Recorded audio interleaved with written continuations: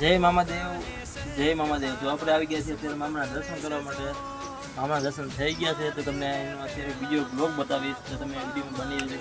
તમને અત્યારે આનાથી દેખાશે દૂર, તો આપણે નજીક જઈને બતાવીશું તમે વિડીયો, તો તમે જુઓ આખો વિડીયો. અહીંયાથી અત્યારે આપણે આવું દેખાય છે તો તમને નજીકથી બતાવી દઉં, તો તમે જુઓ આખો વિડીયો લાઈવ. ચલો